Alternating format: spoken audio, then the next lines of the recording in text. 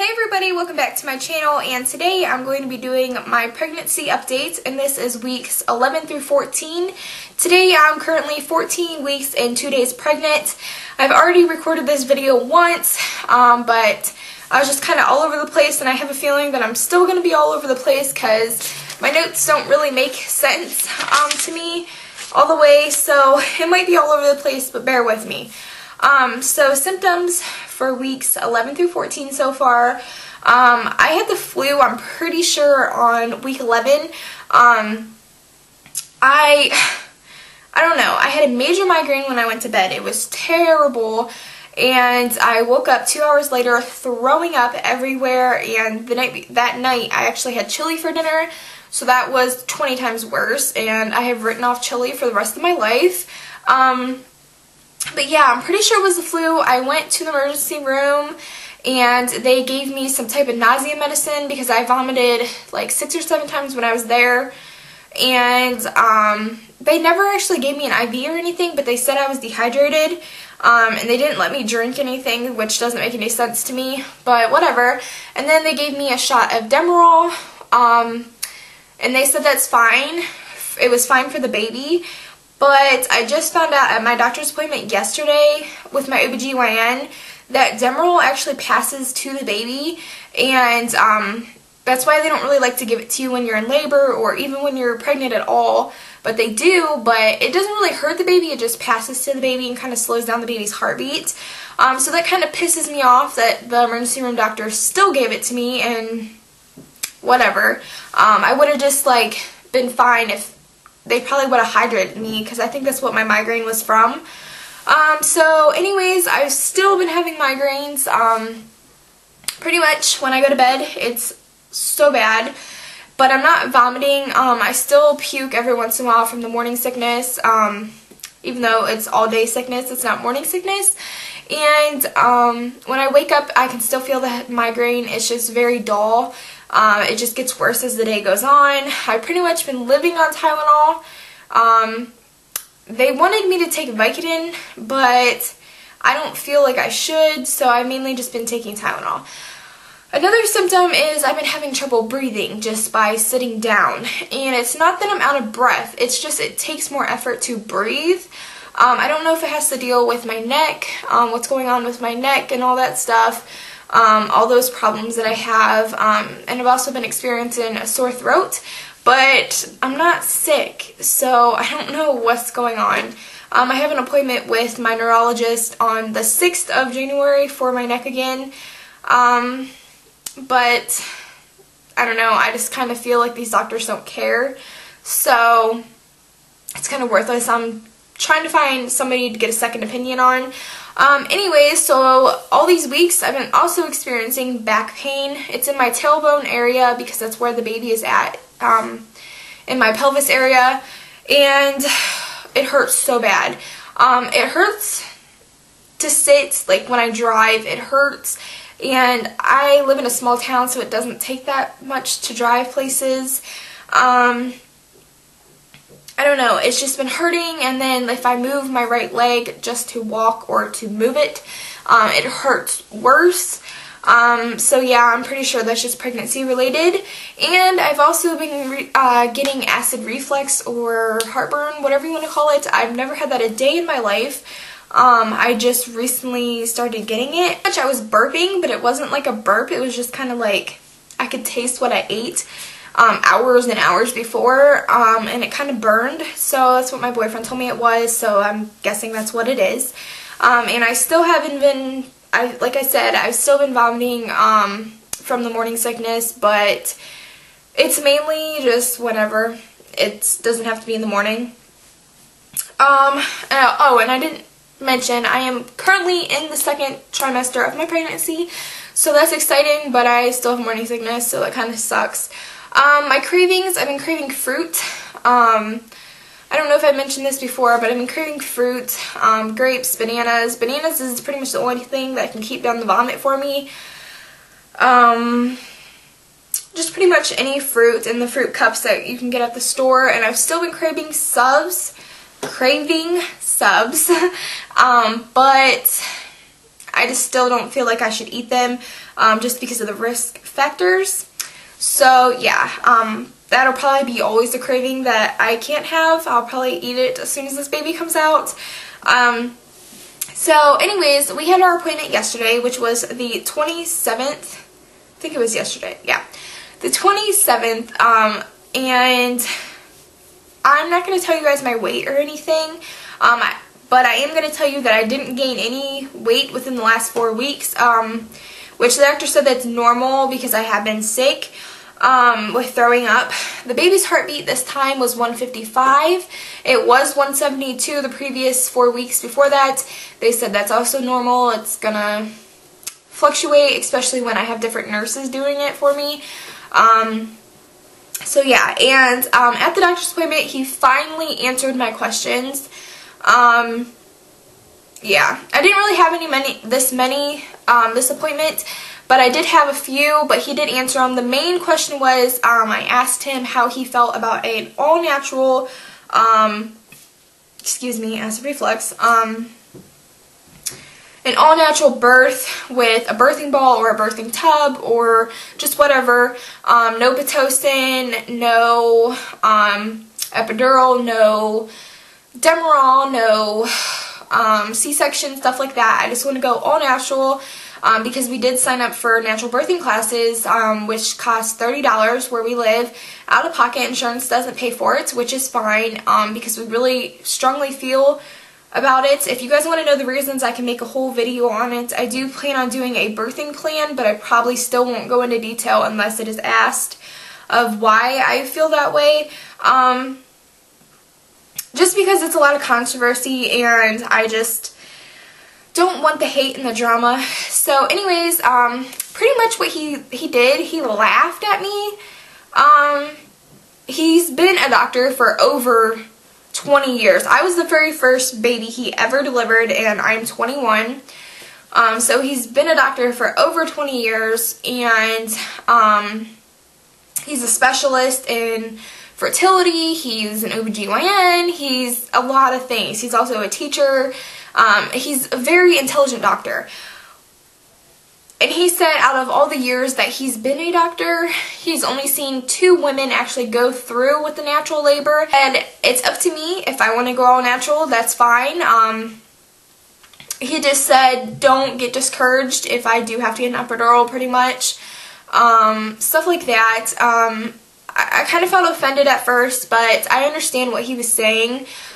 So I feel like an epidural it could possibly be an option, but we're still going to go with the all natural if we can. I know it's going to be the worst pain of my life, but I mean, women go through it and that's what we're supposed to do. So yeah, anyways, what else? He said I do not have to get Pitocin at all, but I have researched some other things that I think that I'm going to get Pitocin the last 4 centimeters, just because of the cervix and stuff like that. Like I said, I will explain it more in a different video if you guys want.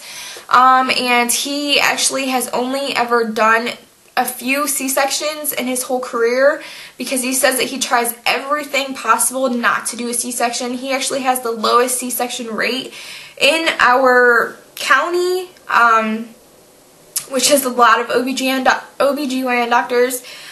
So that makes me feel a lot better because I am so against C-section unless there's a problem. So anyways, this video is going to be super long. Just some other stuff that I want to mention. Our next appointment is January 27th, and we can find out the gender at this appointment. He has his own ultrasound machine in his office, and that's how we got our first ultrasound when I was 6 weeks. So pretty much, I don't know if you guys have ever heard of a gender cake party reveal party, but that's pretty much what we're kind of leaning towards. If you've never heard of it, it's pretty much where they'll still do the anatomy scan and I'll still get to see the baby, but when it gets towards the finding out the gender, they'll turn the monitor away from us and they'll print it out and put it in an envelope of the picture that says it's a girl or it's a boy. and I take it to a baker, and the baker will bake the inside either pink or blue depending on the gender, and then we cut the cake at the party the next day, and that's how we find out what the gender is. We may or may not be doing that still. We're not sure. We'll obviously know by the next appointment if we're going to do the cake party. If we don't, or even if we do, we're kind of deciding on just us two finding out the gender. My sister always goes with us to my appointments because she is going to be my other partner in my labor process, because you're allowed to have 2 people in the room when you're giving birth. So she does go to almost every single one of my appointments, but she will not be going to the next one. Because we don't want anybody else to know the gender. But even if we don't find out the gender, that's fine. We'll probably still do the cake reveal. If we don't do the cake reveal, or even if we do, I think I'm repeating myself. Bear with me. My mind is all over the place. We may find out the gender before the cake party, just us two, and just let it be a secret for everybody else. I don't know. Either way, we're not going to be posting anything on Facebook, on our personal pages, or my DMCXXO page of what the gender is, probably for a couple weeks, because we want to tell the main important people first, and then we will eventually tell the other people that don't, like the friends that don't really matter, if they know. So, I don't know. We're still kind of like debating on everything. But sooner or later you guys will know, probably by, I don't know, my 19th or 20th week. You guys should know what the gender is. Just a few other things. Yes, I am getting a P.O. box sometime in January. I will probably make a video on this when it does open up, because I've been getting tons of messages about a P.O. box, which is perfectly great because I just bought a new scrapbook for envelopes and stuff like that you guys send me, because I don't know, I'm just a big sentimental person, so I like to keep those things. So yeah, for the ones of you that have been asking, the few dozen of you, I will be opening up a P.O. box. I'm not quite sure how long it'll be open, because we don't know if we can really afford it. We don't know how much it costs around here. But yeah, I will make a whole video on it, but when we do get a P.O. box. We're just waiting until January, because like the end of December is always crazy at the mail place. Anyways, like I said, we are getting classes for baby basics, which is like diapering and washing the baby. I grew up with children. I know a lot about children. That is also my career, is labor and delivery and stuff like that. I know a lot about babies, but my boyfriend really doesn't. So we're going to do that for him, and we're also going to do the all-natural birthing class. Also, if you guys want to guess the gender, go to expectnet.com. The link will be down below. The game name is forever. You do not have to make an account. And you don't have to put your personal information in. You can even use your YouTube name. Don't put your address in if you don't want to. Just guess the baby's gender, height, weight, and whoever. We will be closing it when we find out the gender, when we announce it on YouTube. And then when the baby is born in June, we will, whoever's the closest will win a prize, whether you want makeup stuff or baby stuff. We will talk to the person about that. So yeah, go guess the gender. Yeah, I think it's a girl now. I don't know if I mentioned that. I think it's a girl now. But yeah. Also, we still do not have names. We've been searching names all over YouTube, all over the internet. I really I can't find anything that I like. Your suggestions have pretty much been people that I know or babies that have been named that, and that's not what we want at all, but thank you guys very much. We just want something that nobody else really has, that isn't common whatsoever. But yeah, so yeah, if you guys want to keep helping us with names, that would be awesome. We're still trying to figure it out, but we haven't yet. And the last thing before I go is I have on my new phone, I found this app, and it like counts down your pregnancy and stuff like that. It's called I'm Expecting. And oh my gosh, I love this. I can't really see you guys, like what you guys are seeing, because my screen is on the back, like I said. But pretty much what it does, oh, I hope you guys can see this. There's like this little book, and it tells you like your due date, how many weeks or how many days and weeks you are, how many days you have left to go. I have 180. And then like you can put in your weight at every single appointment. There's a calendar. You can put your symptoms in, and it tells you like facts of what this week most women have during pregnancy, just statistics and stuff like that, which is awesome. I love that I can keep track of my symptoms so I don't have to write everything down. And also it tells you week by week what is going on with me and then what is going on with baby. And then at the bottom, it shows me an ultrasound of somebody's baby, of what it should look like of my baby at that current week. And then there's this Q&A thing, and I can ask people questions that are going through the same things or whatever. And there's even doctors on there that answer questions. So yeah, that's really awesome. I love that app, and I thought I'd share it with you guys that are pregnant.